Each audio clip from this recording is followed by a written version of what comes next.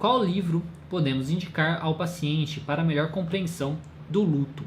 Olha, eu não saberia dizer qual livro eu poderia indicar sobre o luto para o paciente, porque tudo que eu vejo sobre o luto, dos meus estudos a respeito do luto e tal, é puramente artigos, né? São todos artigos e a maioria na realidade é tudo artigo internacional, né? Artigo em inglês, preferencialmente, seja artigos assim em sites relacionados com psicologia, seja artigos científicos falando sobre o luto, falando sobre a terapia cognitivo-comportamental e o luto, né? Então tudo o que eu trabalho é basicamente nisso, né? Quando eu falo sobre o luto, a minha base é essa, né? São artigos de pessoas, de profissionais que trabalham na área, que fizeram alguma pesquisa sobre isso, falando da TCC e tal, como eu disse, artigos científicos publicados em faculdades, como também artigos em, às vezes, sites sobre psicologia, sites sobre o luto também, coisas assim, né? E também uso a base da terapia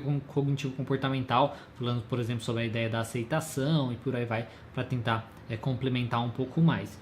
Então, não saberia dizer se existe algum livro que poderia ajudar, tá? Muitas pessoas o que eles fazem é utilizar livros mais da religião, né? Mais livros religiosos, dependendo da religião que a pessoa tenha. E aí ela poder utilizar aquilo para entender a morte, porque querendo ou não, a morte ela está muito relacionada com religião. Então, se a pessoa tem uma religião, ela às vezes entender como a religião dela vê a morte, que se existe, né, a vida após a morte, o que significa isso, o que significa para as pessoas aqui na Terra, enfim, o motivo da pessoa falecer e tal.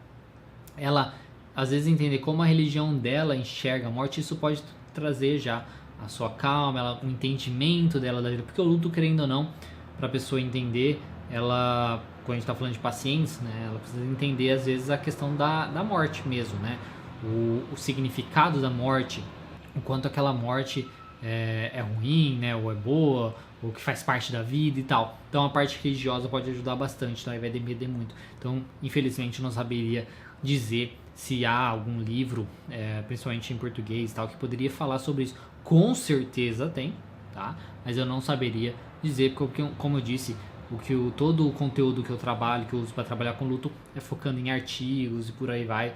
Artigos, seja artigos científicos ou artigos em sites e tal, tá? Eu uso 100% online meu conteúdo, juntamente com coisas do consultório, né? A minha visão das pessoas e a minha visão usando a terapia cognitivo-comportamental.